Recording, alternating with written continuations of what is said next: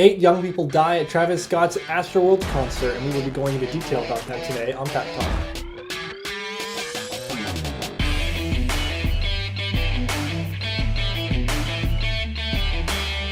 Hello everybody, welcome back to Pepp Talk. So today, we're going to be talking about only Astroworld and this concert where 8 people died.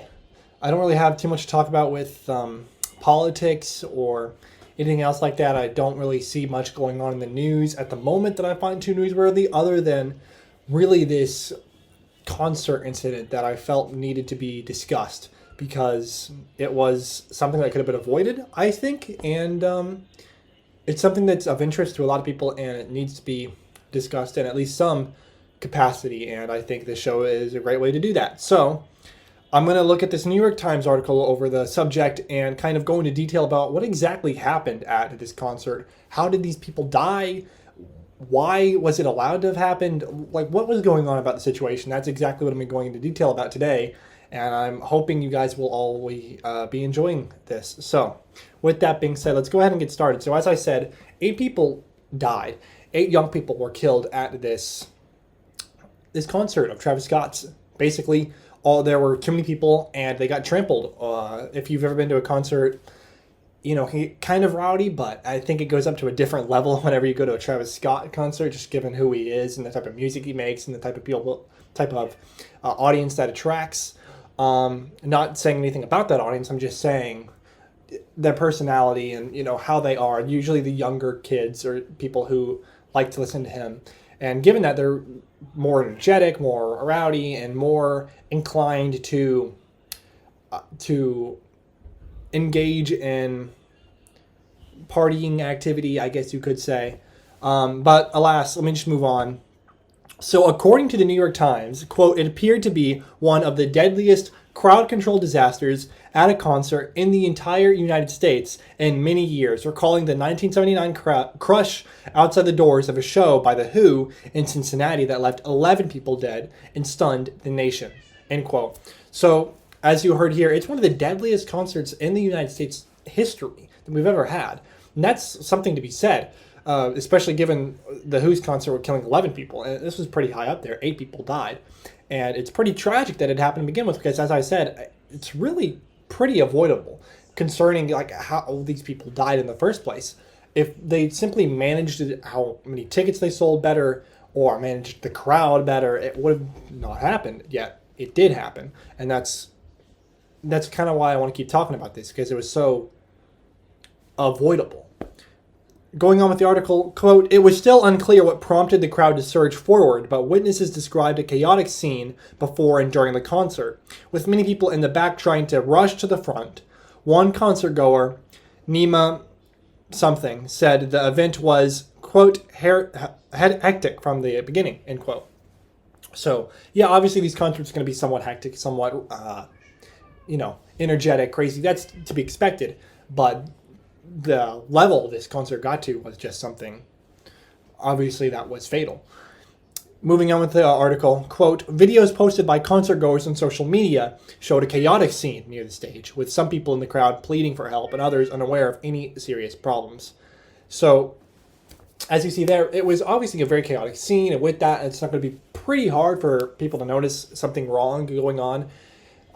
But at the same time, there are reports of people actually telling Travis Scott, yelling at him and yelling at others, like, hey, people are dead here. People are dying. Stop the show.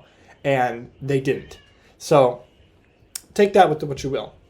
Moving on, I'd like to go on to this quote from the article, which is spectacularly striking to me. Quote, Travis Scott then noticed an ambulance being there, and yet he continued the concert. Quote, for several seconds, there was no music. Mr. Scott looked toward the crowd, and the red and blue lights of an ambulance could be seen amid the sea of people.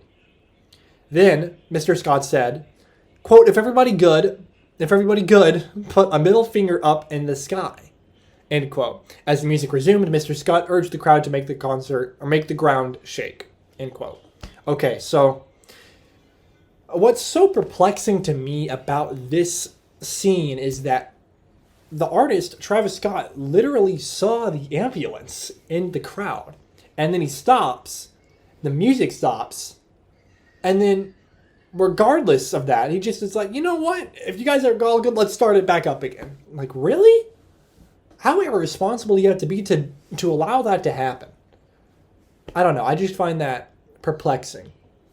Moving on with the article, this last quote here. Quote, Live Nation, the concert organizer, stopped the concert roughly 30 minutes earlier than planned, around 10 p.m., 40 minutes after the city officials had said that it was a mass casualty event, end quote.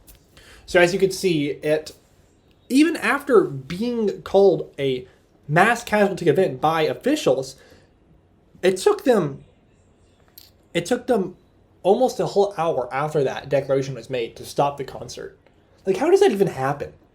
If you see an ambulance out there and you see people dying and we have officials calling it a mass casualty event, how does it take like almost a whole hour for you to cancel the concert? Like, what? It just is so mind-boggling at the irresponsibility of maybe not Travis Scott himself so much, but just the team that organized the event. Like, that is literally your one job, is putting on the event and ensuring the safety of its patrons there. Like, how do you mess up so poorly?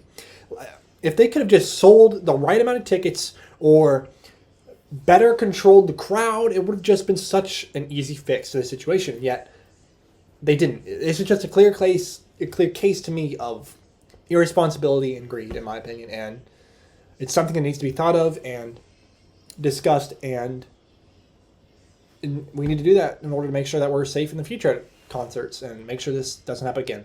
So there you have it. I've also heard apparently there are a couple of some conspiracy theories regarding this. I'm not going to get into that. I'm not a conspiracy guy, but those are interesting and a little odd. But there you have it. That's basically what happened at the Astroworld concert. Just basically overselling of tickets and a lack of crowd control. And people died. People were trampled.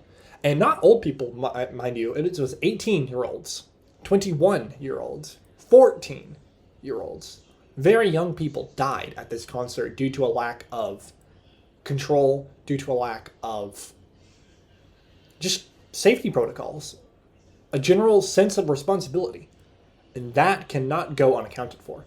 So there you have it. I hope you enjoyed today's episode. I'm sorry there was no politics, there was no actual current event news going on, but there just wasn't too much going on that I thought was newsworthy. So thank you so much for watching, and I will definitely see you next week. Bye-bye.